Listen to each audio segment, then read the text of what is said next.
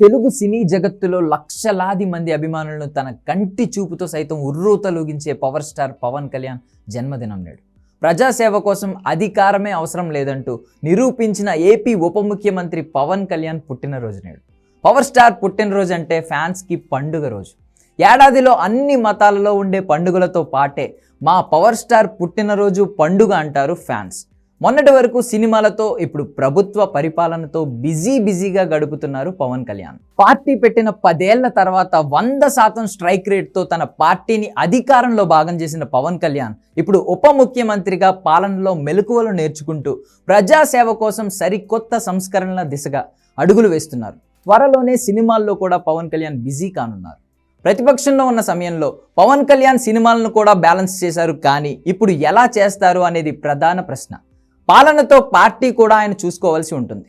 మరోవైపు నియోజకవర్గ బాధ్యతలు కూడా పవన్పై ఉన్నాయి. అటు తెలంగాణలో కూడా పార్టీ బలోపేతం కోసం పవన్ కళ్యాణ్ ప్రయత్నాలు చేస్తున్నారు.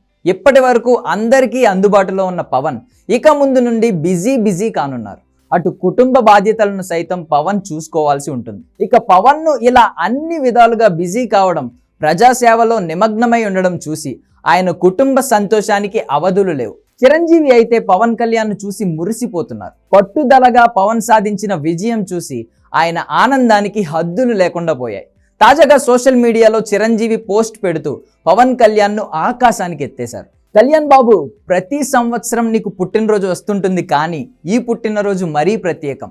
ఆంధ్ర ప్రజానికానికి కావలసిన సమయంలో కావలసిన నాయకుడు వాళ్ళ జీవితంలో పెను మార్పులు తీసుకురావడానికి వాళ్ళ ఇంటి పెద్ద బిడ్డగా వచ్చాడు. రాజకీయాల్లో నీతి, నిజాయితీ, నిలకడ, నిబద్ధత కలిగిన ఒక నాయకుడిగా నిన్ను వాళ్ళ జీవితాల్లోకి ఆహ్వానించారు, గుండెల్లో స్థానం ఇచ్చారు. అది సుస్థిరం.